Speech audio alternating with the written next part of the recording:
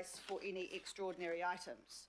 We then move straight into the agenda, and our first big item is the presentation from Eden Park Trust Board, noting that we haven't heard from them since September last year, so I'm sure they'll have a great update, and I'll welcome first John Bishop to the table to introduce the item.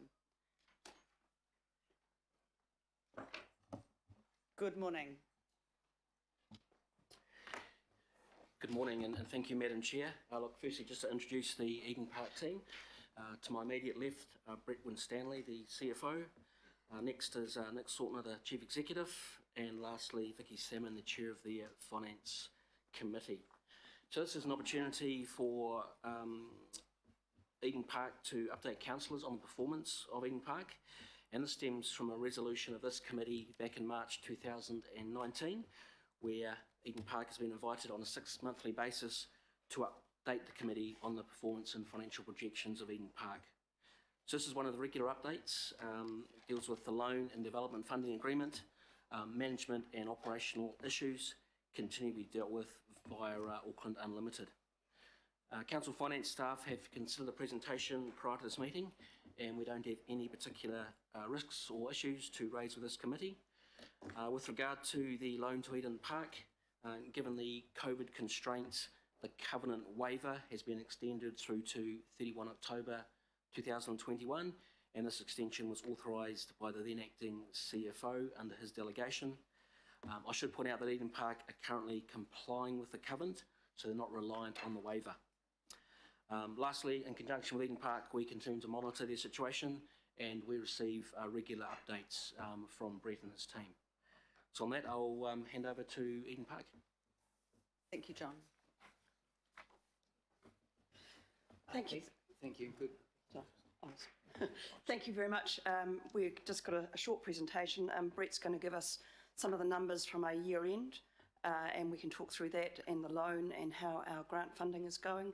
And Nick is going to kind of update us on how COVID has gone for us, some of the big events that have been happening and not happening, and the impact that has on us, and how we've been working with the community. And lastly, we'll be giving you an update on how we're going with Auckland Unlimited. So I'll hand over to Brett to take us through some of the numbers. Thank you, Vicky. Thank you. Could I have the next slide, please? Click there. Oh, just beg your pardon. Right click. Yeah. Okay. This slide summarises our financial performance in 2020, including our statutory accounts results. We've included the 2019 figures for a comparison, and the central column is 2020 figures adjusted to exclude the what you might call abnormal items, the council grants of 3.089 million and the government wage subsidies of 451,000. So they are included as revenue items in the statutory accounts, but to give a like-for-like comparison with the prior year, we've taken them out in the central column. So the central column gives us a realistic view of our performance in the COVID environment. We, of course, lost a number of key events to international test matches in June and August. Some one-off events such as the North-South match were scheduled for Eden Park, and the Super Rugby year and one international T20 match were disrupted. Notwithstanding that, we achieved a positive operating profit of $2.9 million on a like basis, and a profit before depreciation of $1.859 million. Of course, in the statutory accounts, including the benefit of the grants, we recorded a profit before depreciation of $5.4 million. Could I have the next slide, please? Oh, once again, sorry. Learning. This page summarises the grant funding. We have continued with the monthly applications for grants in accordance with the project summary submitted, submitted to Council. The total of grant funding to date is $3.909 million out of the total of 9.8 over 3 years.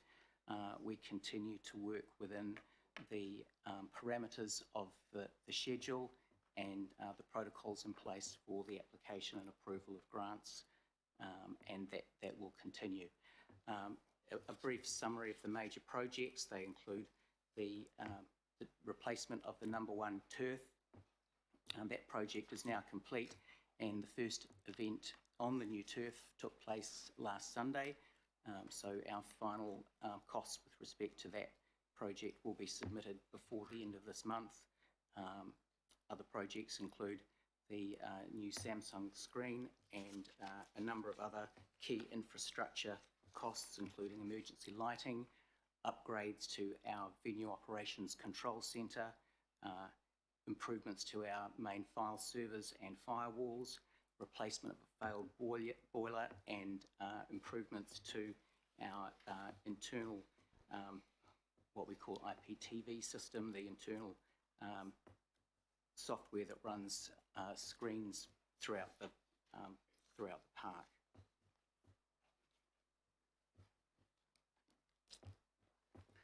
With respect to the loan, we began with an opening balance of 46.5 million in September 2019 when the ASB loans were assigned to Auckland Council. The balance at our financial year end was 46 million. We've had fluctuations since then, as we do on the basis of our regular movements in cash flow. We peaked at the 31st of January at 47.25 million. End of February, it's down to 46 million, and the balance today outstanding is $45 million.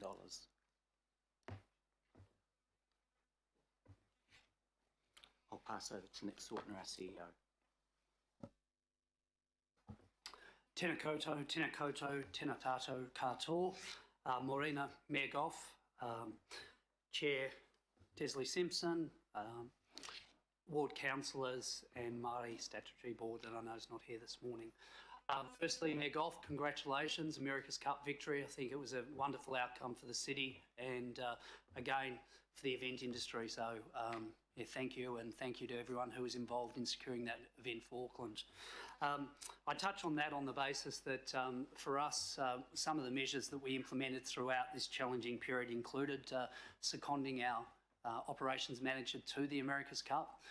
Keith Parker is well respected in the industry, and for the last 6 months he's been working with the team to deliver that event, and it's fair to say, a gentleman of 65, it's been one of his career highlights, and worked very closely with Auckland Unlimited, and he'll come back to the team with a new skill set and invigorated to deliver events for the city at Eden Park.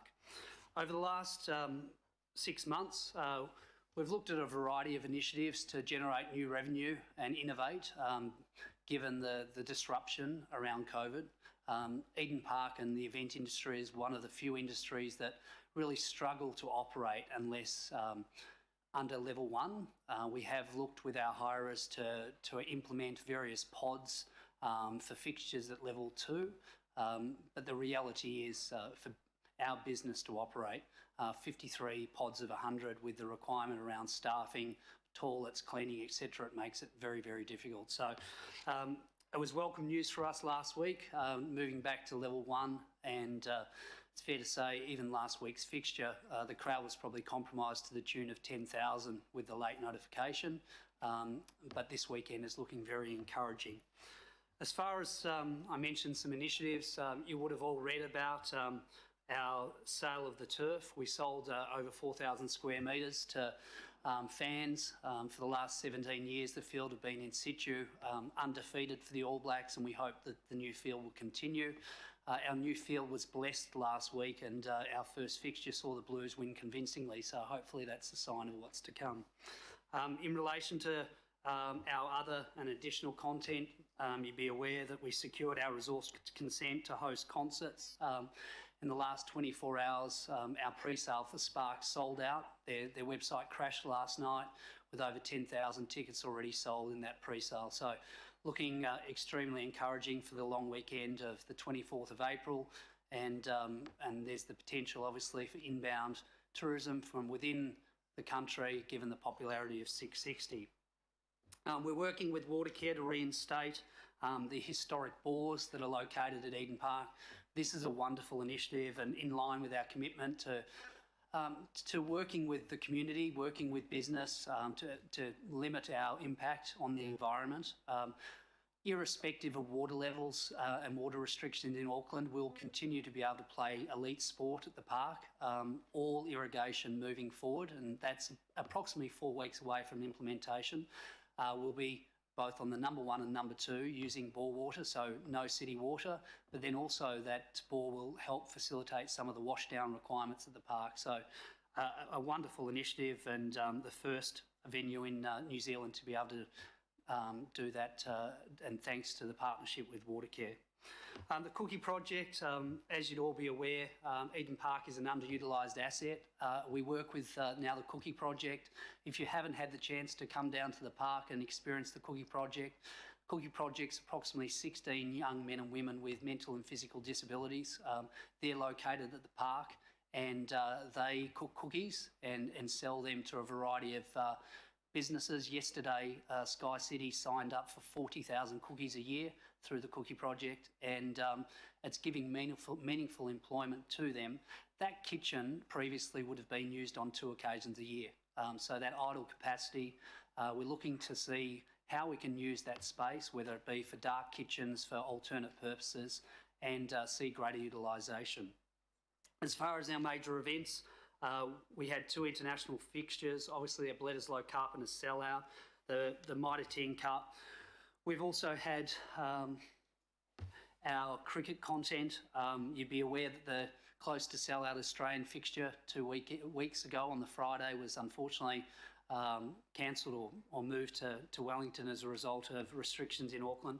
These events have a material impact on our bottom line. We're talking hundreds of thousands of dollars per event, direct revenue, and indirect revenue of, it's hard to quantify, whether it be through our members, corporate suites, etc. I will say that the encouraging sign is that COVID has shown, I think, the world that people love the escapism of sport and entertainment. We saw it last year with Super Rugby Aotearoa and the demand to come back to the park and engage with, whether it be the community or whānau. And so I'm very encouraged by what we're seeing in terms of attendances and the desire to attend live sport, but it has been particularly challenging. North v South fixture, again, it was a sellout event for us. Our team worked tirelessly on making sure that that was a sellout, along with the Crusaders fixture. Unfortunately, that Crusaders fixture now has on 2 occasions been cancelled, so this weekend, touch wood, it will be the rematch that we thought of the final from last year. Just flicking over. Brett has already touched on the development funding agreement. I wanted to just mention that in collaboration with HG Turf, we've developed a HG Hero Eden Park edition, and that product now we're looking to export, whether it be locally or internationally. It's a technology that the park has developed in consultation with HG Turf. The implementation of that field was a huge success, irrespective of some of the challenges we face with our Karaka Turf Farm with the first lockdown and the delays that caused, and then obviously throughout the last 12 months of planning. That was 3 years in the planning, and again, thank you to Mayor Goff from correspondence, I think dating back approximately 3 years ago, our conversations, and we are now in a wonderful position to be able to host the 3 Women's World Cups over the next 3 years with a safe and stable surface.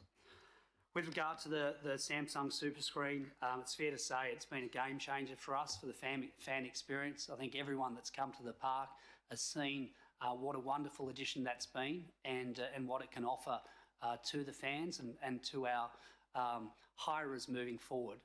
This is something that is mandatory for the FIFA Women's World Cup. As some of you may be aware, FIFA has delayed the city announcement and the venue announcement for approximately a further 3 to 6 months until they can come out and observe our venues and compare them against the Australian venues that have been put forward. And I think when they come out and see that screen, they'll be blown away with what it can do and the requirement that's needed for the opening fixture should Auckland be able to secure that. Brett talked about the facilities and the operational upgrades, obviously critical to ensure the safety and security of our patrons. We're now projecting over the next 12 months that we'll have upwards of 600,000 fans coming through the park, and the economic benefit for the local community has already been seen with some of the response we've had around our recent announcement for 660. With regard to community engagement, we continue to work with our local schools, 12 local schools, around utilisation of the park. I think I've joked at this forum before that I'm close to now 5 years in New Zealand. My two daughters have been born in New Zealand, and hopefully my citizenship ceremony will be the third at Eden Park, and I'll be able to get my New Zealand citizenship at my workplace. As far as community engagement, we're a finalist in the Westpac Business Awards, and again, it's a reflection on the work we've undertaken with the community, and we realise the importance of our community given our location and our utilisation. Touching on the Cookie Project, Eid has been an event that we've now hosted for a number of years and will continue to do so. The Morningside Urban Market Garden, again, for those councillors that may not have experienced it, we have 12 refugees that grow fruit and vegetables, flowers, edible flowers at the park, and then they're sold to businesses in the local area, providing meaningful employment for those young men and women. We've got a dog walking group that over 100 members now participate in that program. We have our Eden Park Christmas that I think is going to go from strength to strength.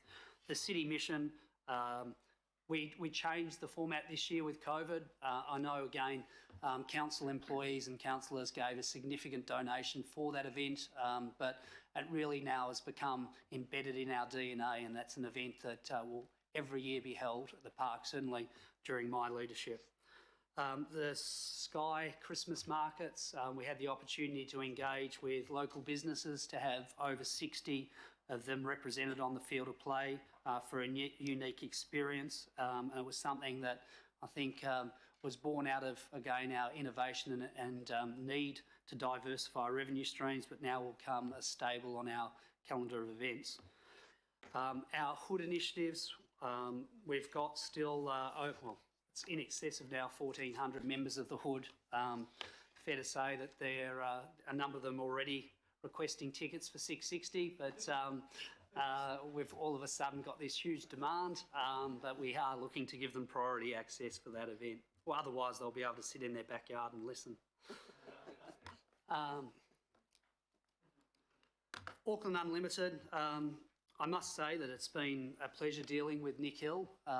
It's been refreshing to see his approach to the park, and some of the work that we've started with Nick is really encouraging. Our chair and Auckland Unlimited's chair, Mark Franklin, have had a number of meetings. I've met with Mark, and Nick and I have regular meetings.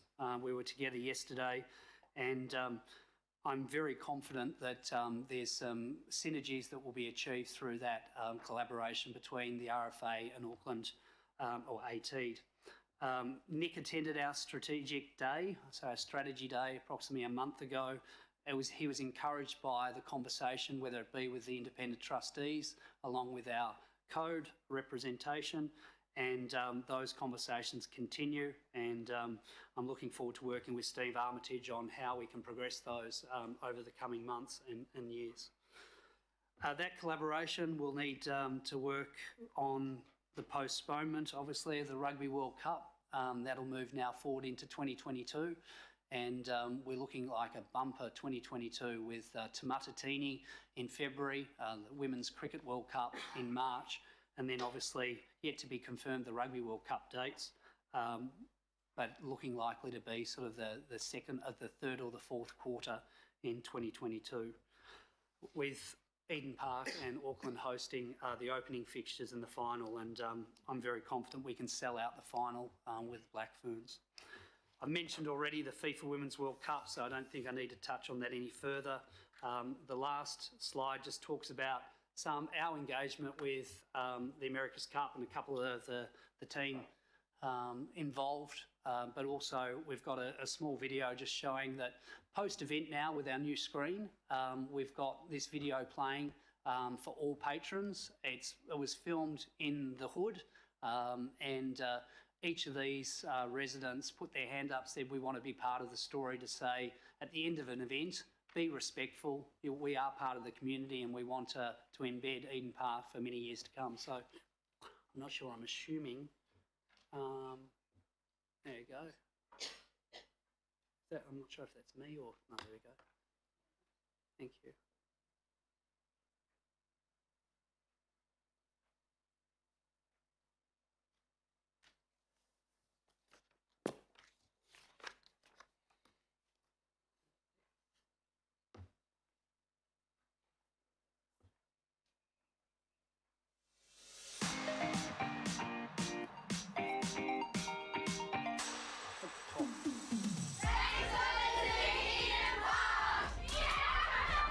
Please respect our neighbourhood and get home safely. As you can see, this place is our backyard. And we wouldn't want it any other way. Talofa lava to the more than 3,000 event staff that bring our national stand together. Shot, guys. It's exciting hearing the cheering from my bedroom. Yeah, it's a really nice community, and you can visit Kingston or Dominion Road with heaps of restaurants, and it's only a short walk away. Don't forget to be a tiny Kiwi! Get home free with public transport. Jump on the train or the 18 Metro bus, including the NX1 from Kingsland, or you can catch a taxi from Dominion Road or from Kingsland. You can use the AT mobile app to help plan your journey. We can't wait to welcome you back to Eden Park. Pop in soon.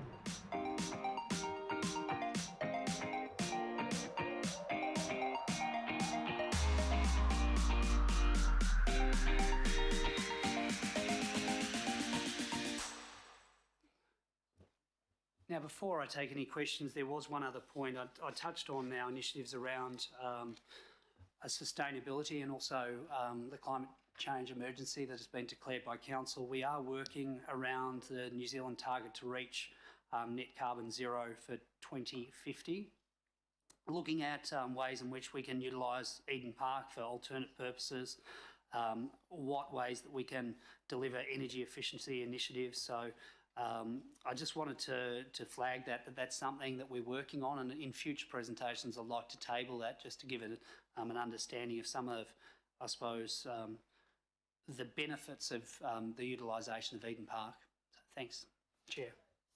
Thank you very much for your presentation. I'll open now for questions, and my first question I have is from Councillor Cooper.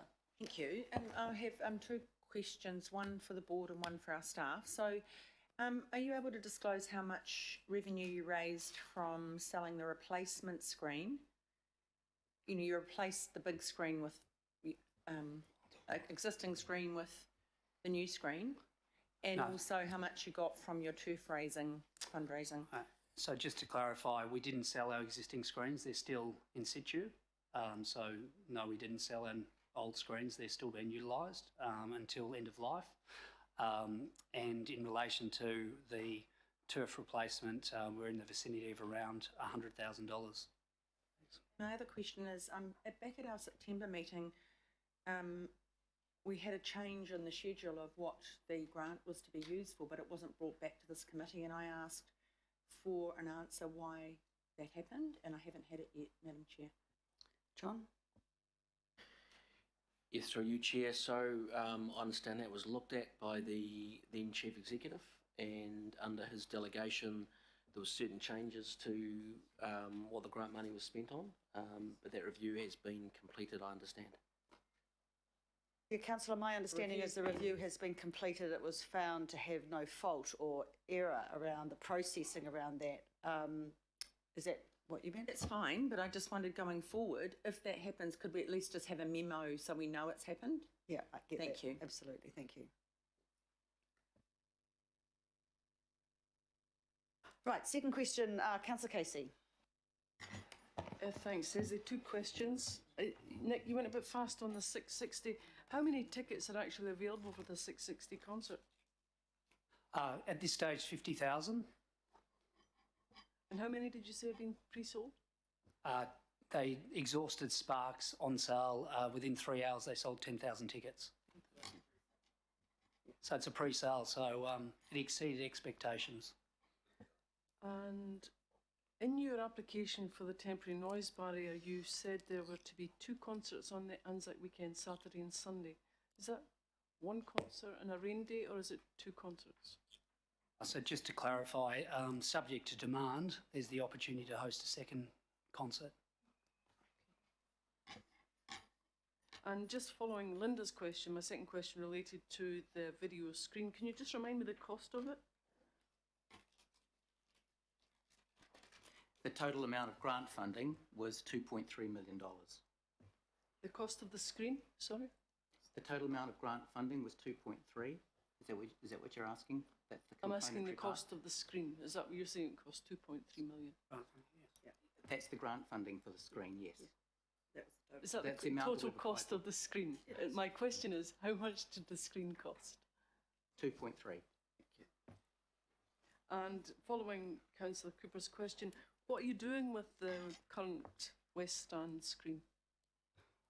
So there's 2 screens.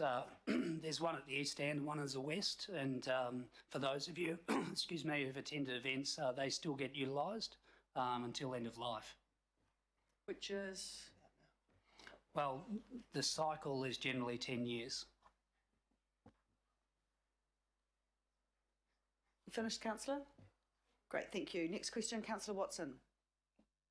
Yeah, thanks, and congratulations for getting through the COVID period as well as you have. I think stadiums must be one of the more vulnerable entities in the world. And just on that theme, what there's kind of an old saying that stadium's only as good as the teams that play there, and I think particularly of the Blues, what a difference to the income does a good Blues season have? And I know you probably have to go back a few years to maybe bring that up, but as one of the main, in all seriousness, as one of the main codes here, what difference does it make if the Blues have a bumper year to the income? So, well, I was living in Melbourne and playing AFL football at the time they were successful, so it's hard for me to comment on their success, but all I would say is that we saw last year the hype around the Blues. This weekend, I know there's over 20,000 tickets sold already for the fixture. It's material for us, whether it be through food and beverage revenue, through our member revenue, our corporate suites and general admission, but it's also the impact on the community. That those patrons, we're having Sunday afternoon fixtures, so whether it be lunch prior or dinner post, it has a material impact on those businesses too. So you're talking hundreds of thousands of dollars of benefit by having a crowd. In some instances, we're as low as 6,000 to last year we're up to 43,000 for a fixture. Follow up, Nick, and it goes to your question, or your comment rather, I should say, about people wanting to watch sport, and that's kind of been one of the things that have become very clear during COVID. One of the other things that's often commented on is the effect on of sort of pay TV on engendering kind of interest in sport and therefore attendance at big matches. So New Zealand cricket team's been very successful over the last few years. This last little while they've been on Spark, and that has affected the ability of people to access, or the willingness of and the ability to access. Do you find is there any evidence or any examples that you've had with Eden Park where that sort of access actually that's limited sort of dampens down that interest and then consequential attendance? I mean, I think for myself, I could tell you all about the Indian cricket team, Washington Sundar, and all the players there, but you switch off when you don't get to see it. Do you find that in Eden Park? I definitely think that free-to-air sport has an implication on interest and attendance. So in Australia, most sport is free-to-air, and as a result, people are then encouraged to then go and experience live sport because they're not paying for that service. We see it in this country that people are making a decision to either pay for a streaming service, Spark Sport, $25 a month, or go and experience it live. So it does have an implication. And for us, it's a matter of, ensuring that the fan experience with new technology like our new Samsung Super Screen is compelling, so it gets people off the couch and to the venue. What I would say is that, just on your point about the impact for Stadia, I was keynote speaker at a conference in London on Monday night. Over 500,000 jobs have been lost in London and across the UK as a result of COVID in the event and stadium sector. So for us to be able to demonstrate what is possible and the reopening and the strategies that we implemented to ensure that you could get patrons safely into our facility and give that confidence to the global industry that we will be okay, it's just going to take some time. Thank you, Councillor. Councillor Cashmore. Thank you, Madam Chair. Nick and team, thank you very much for the presentation. My question is a pretty simple one, Nick. It's to do with your relationship with Auckland Unlimited. You spoke briefly about it. You now have a consent for 6 concerts annually. I just want to make sure that it's not going to be a zero-sum game, that you have a relationship that's strong enough that you can both win from this. I think that's definitely the case. I was with Live Nation yesterday, and we've been having conversations at chief executive level. Live Nation has made comments publicly that historically they'll do 22 stadium shows in a 12-month period. They're looking in 2022 to have 45. Now, whether all of those come to Auckland, New Zealand is going to be questionable, but we've got a number of pencil bookings already for next year. There is obviously that pent-up demand, and with 6 concerts, we can't accommodate all of that demand that will come through, and particularly if artists are doing multiple shows. Thank you. Sorry. The point that we've emphasised with Nick Hill is about venue of best fit. What content is best suited for what venue? Good clarification, thank you. Councillor Walker. So I'd just like to say first, I've been particularly impressed with the way Eden Park responded as a consequence of COVID. And I think that there's a lot that we can actually learn from that in respect of how our stadiums are run. They're the stadiums under Auckland Unlimited. And in that respect, it strikes me across a number of things that you do, and that goes to accessibility, goes to community engagement, goes to your ability to be able to pivot through COVID around management and so on, also your marketing, across virtually everything. It would be very helpful to have some templating that goes to benchmarking so that we can make some comparisons with how not just other venues that we control operate, but other venues that might go to consideration under a stadium strategy or the like. That would far more enable us to compare apples with apples or apples with oranges or just whatever the circumstances, so that hopefully overall across Auckland we're able to lift the game. In that respect too, I heard the discussion around the screen, for example. I'm making the assumption that that screen lifts revenue for Eden Park because it offers a better offering for the people that you're engaging with, irrespective of whether it's corporate sponsorship or crowd engagement and the like. It would be useful for us to have some information around that, because that also might help us to lift the game in respect of how our venues are run. So again, thank you very much. I think you also lift the game of the nation. Thank you.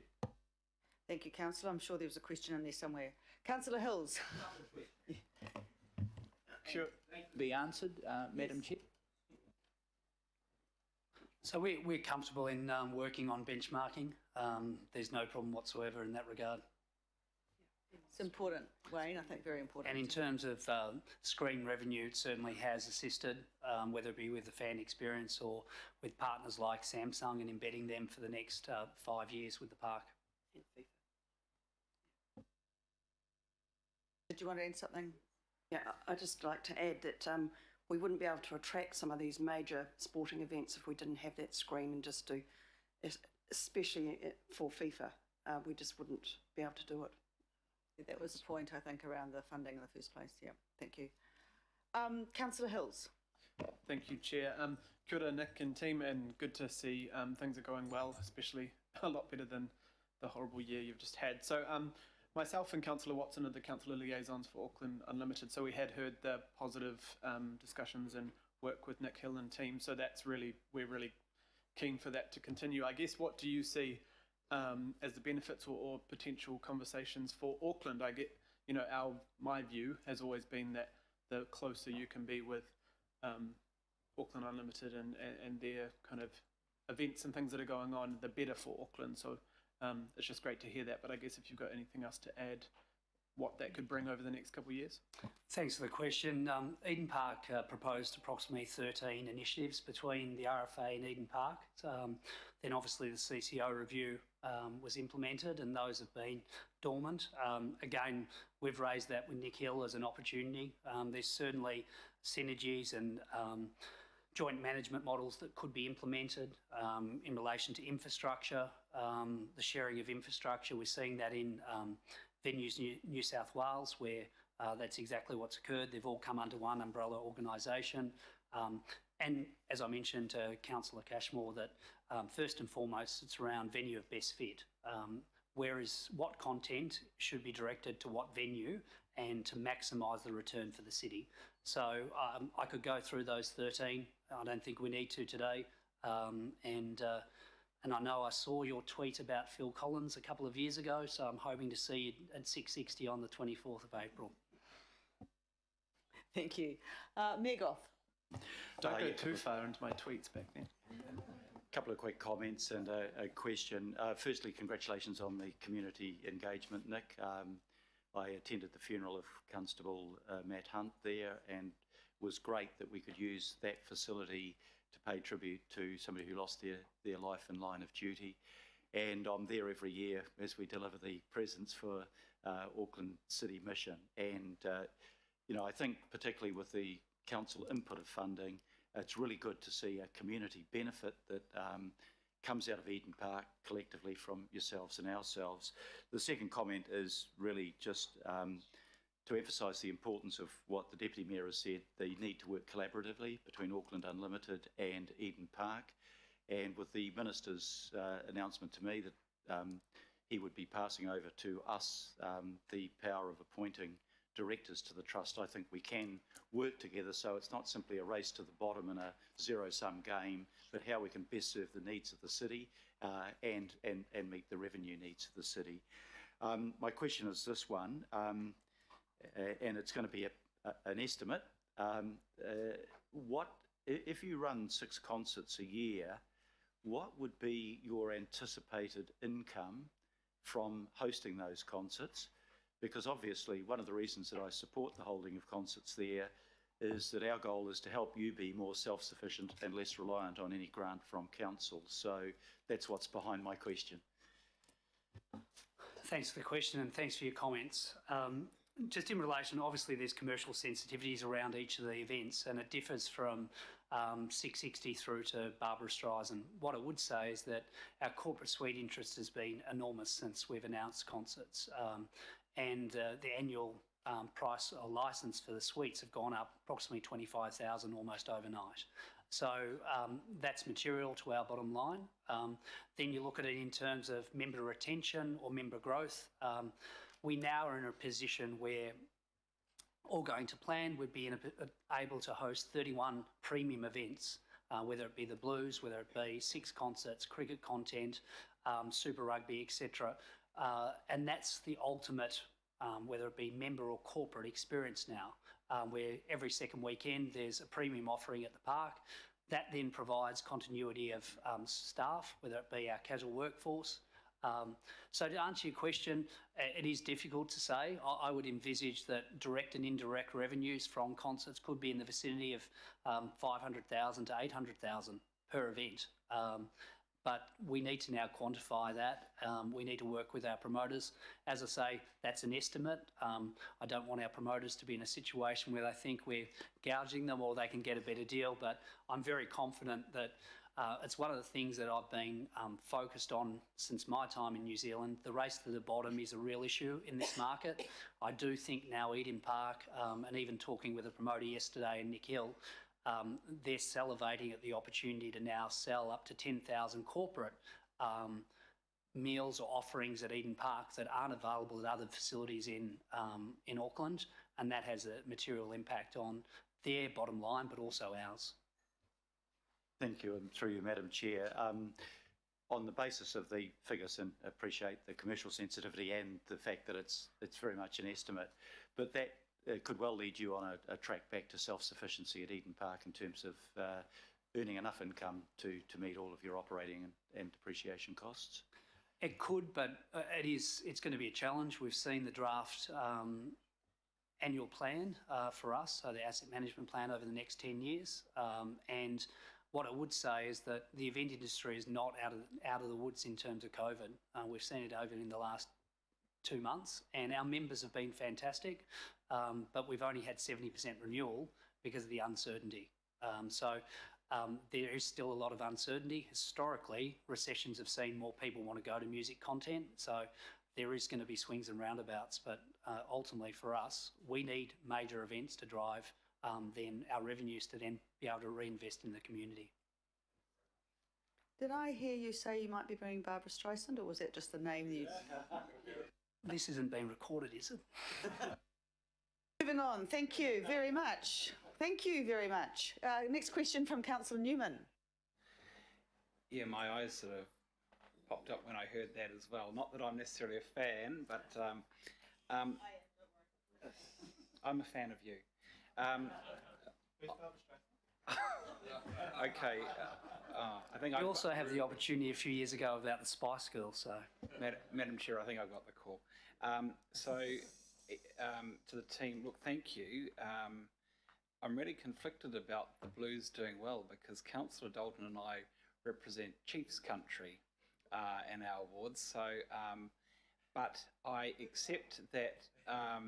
The Blues doing well is good for Auckland. So I can see that there is a really good product offering for the fans of the Blues at Eden Park, particularly when they're winning.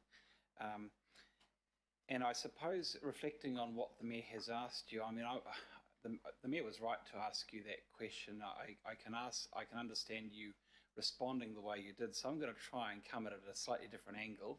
Hopefully you can address it.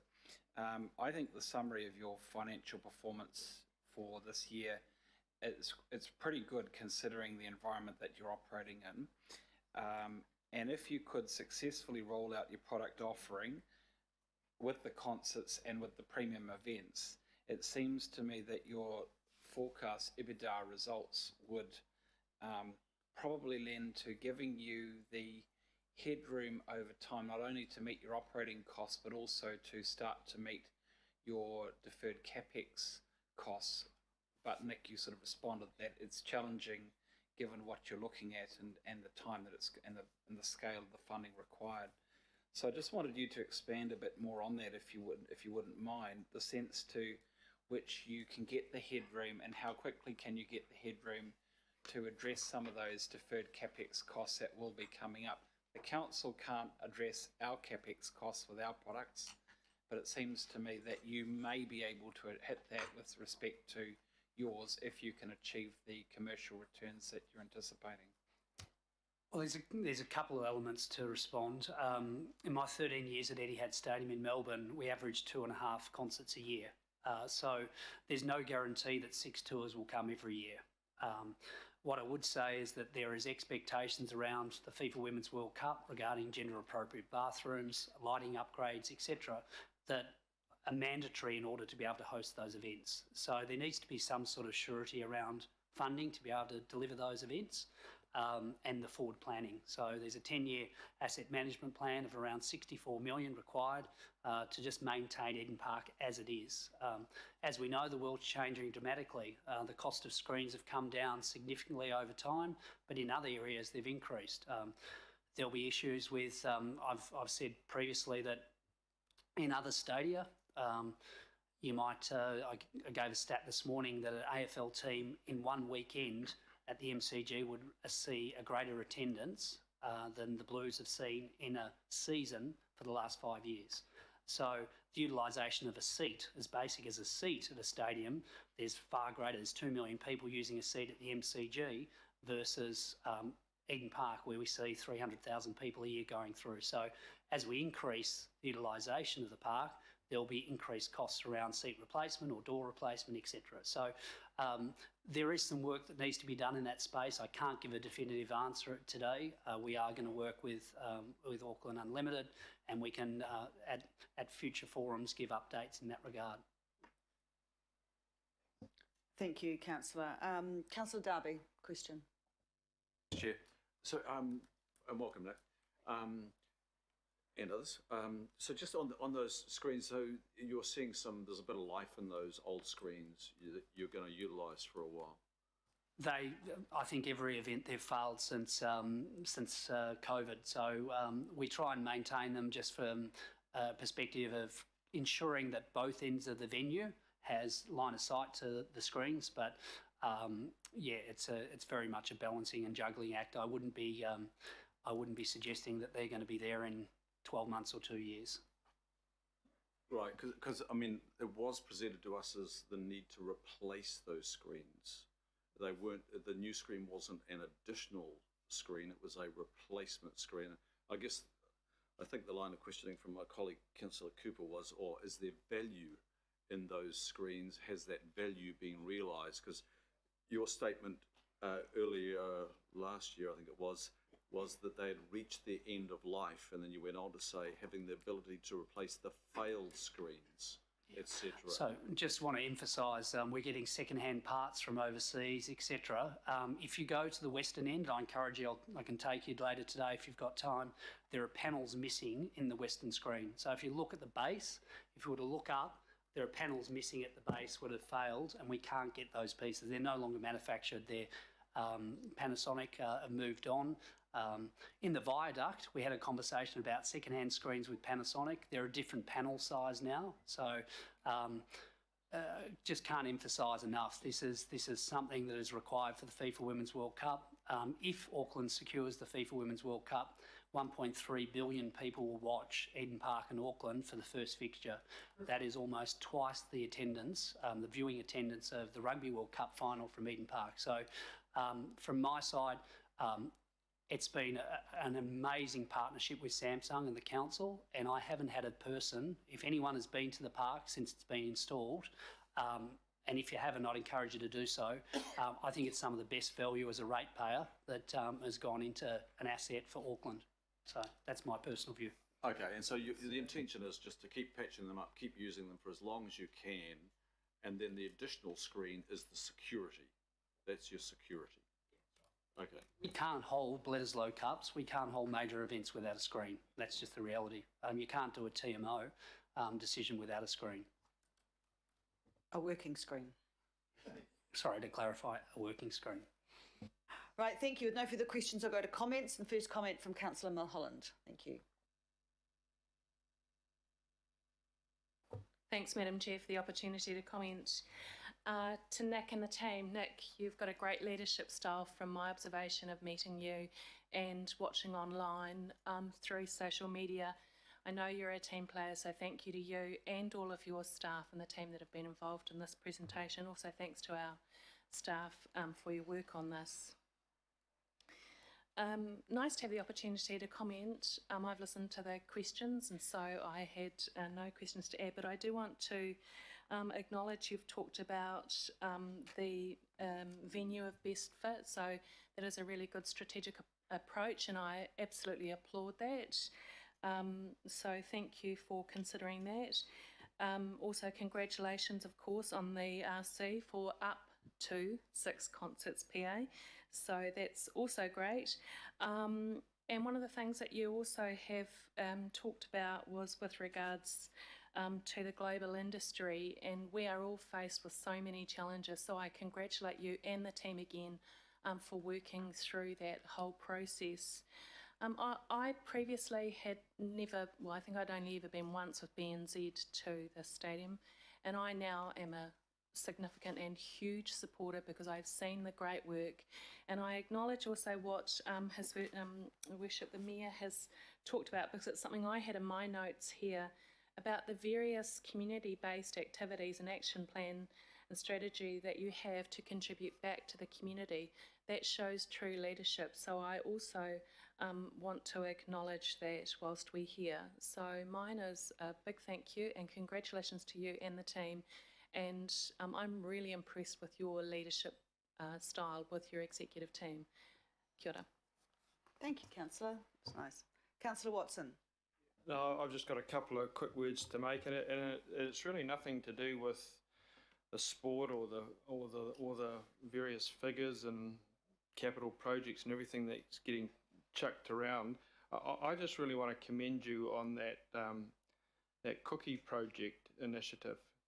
Out of all the presentation today, the thing that resonated most with me was the work that's being done there, and I know that you're doing that in a number of areas, and I'd just like to say how important that is to the people that are the recipients. So as much as, you know, the stadiums cater for our elite athletes and you know, the people that can afford to go along and watch, what really impresses me about Eden Park is the manner in which you're reaching out to those in our community, some of whom are less fortunate, and that's really that sense of Eden Park as a centre for all Aucklanders. So you don't need any encouragement from me, but I just thought it important to make that point. Out of everything I heard today, that was the one thing that I'll be taking away. So thank you for those initiatives, and please keep doing them. Thanks, Councillor Watson, and we are about to announce another initiative in that space, and once we do, I'd encourage Auckland Council to consider going down that path too. Oh, now you've pricked up our ears. Councillor Walker. Sure, just commendations again, and just want to really emphasise the increasing need for the council to have an effective strategy around this test, around what is best for Auckland. And I think Eden Park is incredibly well placed to develop that, so that we don't have acrimony and issues around investing in Eden Park or, frankly, any other venue, when we've got really objective, transparent and obvious information that anybody can look at and see that, yes, this is a really good investment, and that could be on the part of Auckland Unlimited, it could be on the part of anything. So I think you can play a very strong lead role in that exercise, and I would commend you to do so. Thank you, Councillor. Before I'd like to move, do I have a seconder? Councillor Watson, thank you. Before we take this to the vote, I just wanted to make a brief comment. So, John, thank you. But to the Eden Park team, Nick, Brett and Vicky, thank you for the update of the performance and the financial update. I just want to leave you with a little personal anecdote, and that is my son took his eldest child to Eden Park last week, who's 5, and you've got a fan for life. And I just think that quite often it's taking the little ones first, and they love it, and they want to go back, and they want to go back, and they want to go back. So I just want to put that from my own personal perspective. And I also, with other councillors, join you and thank you not just for what you're doing from a stadium perspective for sport, but your wider community outreach, because you're really proving that you can take an asset and make it work for everyone. So congratulations and thank you. Thank you very much. Fans on the field post-game this weekend, so I encourage them to come back. Right. Okay, it's been moved and seconded to thank the representatives of Eden Park for their attendance and the information provided. All those in favour say aye. Aye. Against? Carried. Thank you very much, and thank you, Eden Park.